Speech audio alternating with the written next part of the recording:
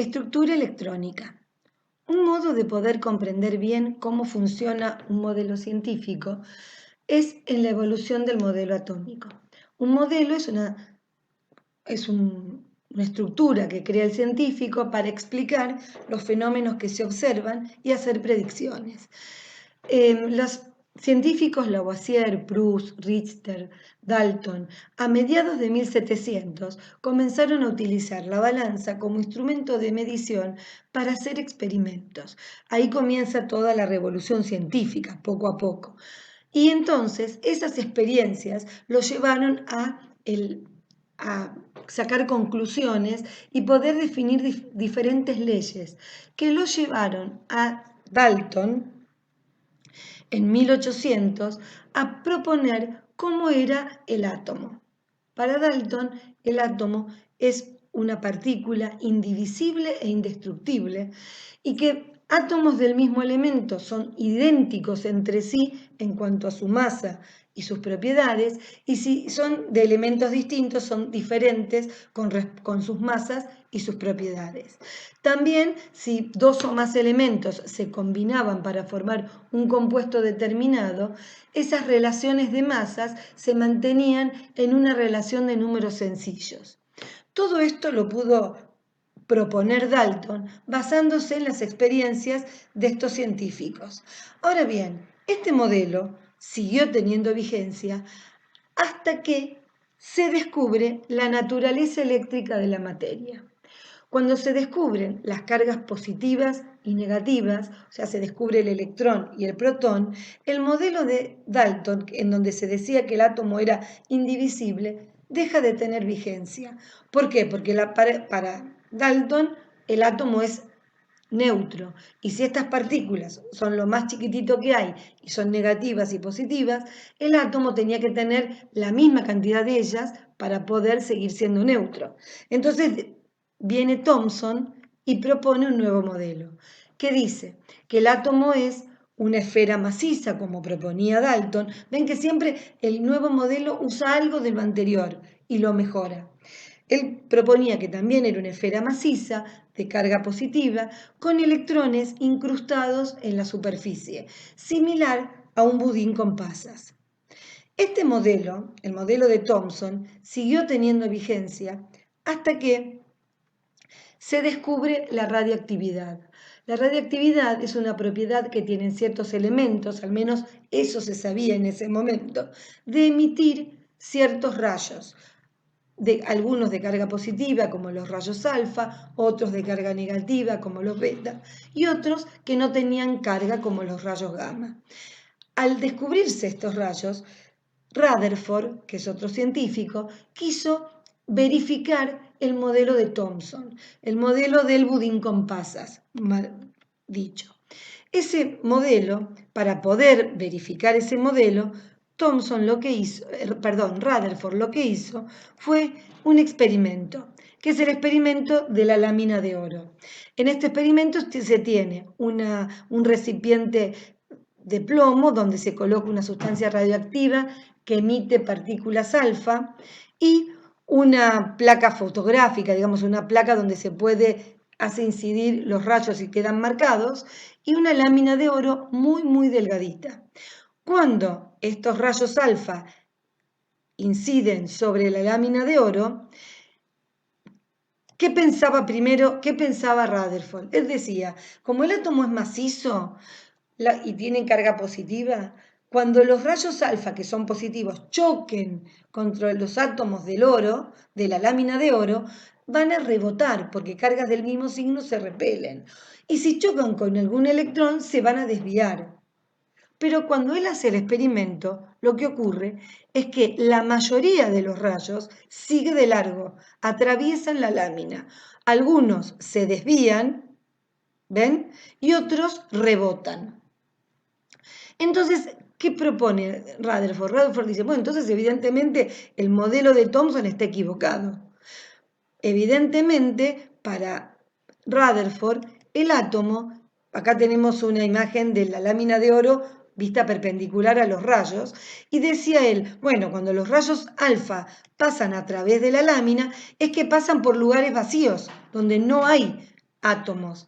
Y entonces, que tienen carga positiva. Y entonces él sigue de largo. En cambio, cuando atraviesan una zona con carga positiva, con carga negativa, se desvían. O cuando chocan contra el núcleo, rebotan. A partir de este experimento, entonces Rutherford propone un nuevo modelo.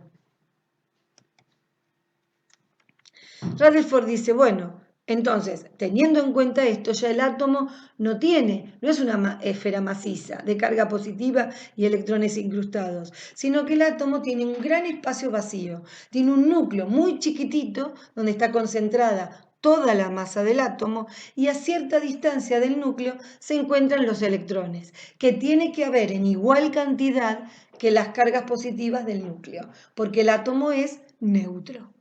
Entonces, este modelo estaba muy bien porque explicaba la lámina de oro, pero Rutherford no podía explicar cómo se mantenía ese electrón a cierta distancia del núcleo. Él decía, por un lado, si ese electrón está quieto a cierta distancia del núcleo, como el núcleo es positivo y el electrón es negativo, se atraen y va a chocar indefectiblemente volviendo al modelo de Thomson. Y si en cambio el electrón no está quieto, se está moviendo alrededor del núcleo, al girar alrededor del núcleo pierde energía porque se mueve y entonces también haría un movimiento de espiral cayendo nuevamente sobre el núcleo. Este modelo se deja de tener vigencia entonces porque no puede explicar esto, pero se deja de usar cuando se analizan los espectros atómicos. Cuando uno ve una lamparita, ¿sí? Una lámpara y hace pasar la luz blanca a través de un prisma, se ve que la luz blanca se descompone en un espectro continuo con todos los colores visibles. Ahora bien, si en vez de ser una luz blanca es la luz emitida por una sustancia determinada, cuando pasa a través del prisma se descomponen los colores, pero no se ve un espectro continuo, sino que se ven ciertas líneas que para cada elemento tiene un valor, un conjunto de líneas diferentes.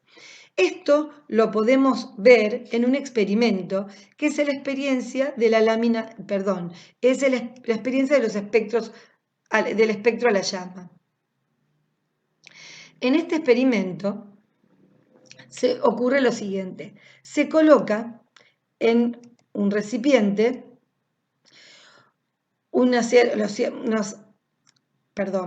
se coloca un poco de un metal determinado, una sal de un metal determinado y se le coloca alcohol.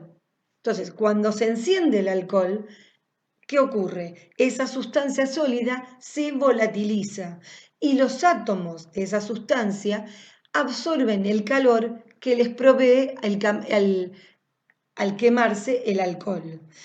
Entonces se observan llamas de diferentes colores de acuerdo al elemento que esté en dicho recipiente. Por ejemplo, se ve este color rojo púrpura para el litio, también está el color,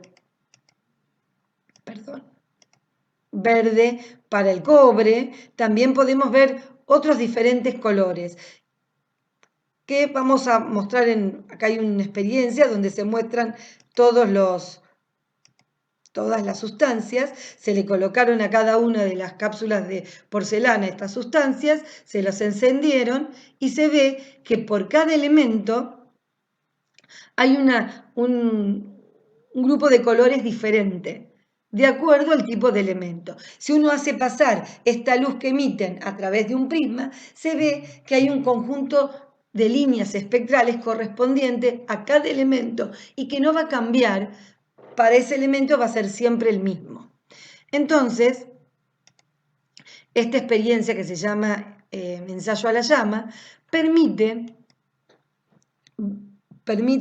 observar los diferentes espectros atómicos, ¿sí?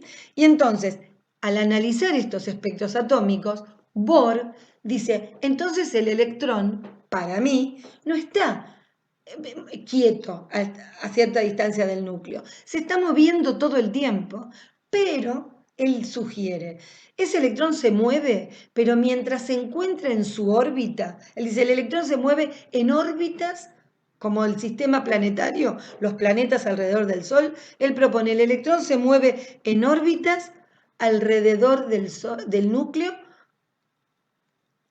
como los planetas alrededor del Sol.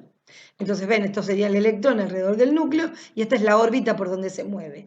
Cuando el electrón está girando en esa órbita, no gana ni pierde energía. Pero si ese átomo recibe calor, esos electrones saltan de una órbita cercana al núcleo a otra órbita más alejada. Y como no están, como tienen más energía porque absorbieron esa cantidad de calor, cuando vuelven a su órbita igual, cuando vuelven, emiten luz de un color característico. Entonces él dice, bueno, por ejemplo, este es el núcleo de un átomo y acá tengo las distintas órbitas. Cuando el electrón absorbe energía, salta a una órbita superior. Cuando ese electrón vuelve a la órbita anterior, emite luz roja, si es este el salto que hace. Si en cambio el electrón saltó a una órbita más alejada, cuando vuelve emite luz de otro color. Y entonces explica de ese modo los diferentes espectros de emisión de los átomos. Hasta aquí llegamos a ver cómo fue evolucionando el modelo atómico. Ahora vamos a ver en el próximo encuentro cómo se pasa del modelo atómico de Bohr al modelo actual.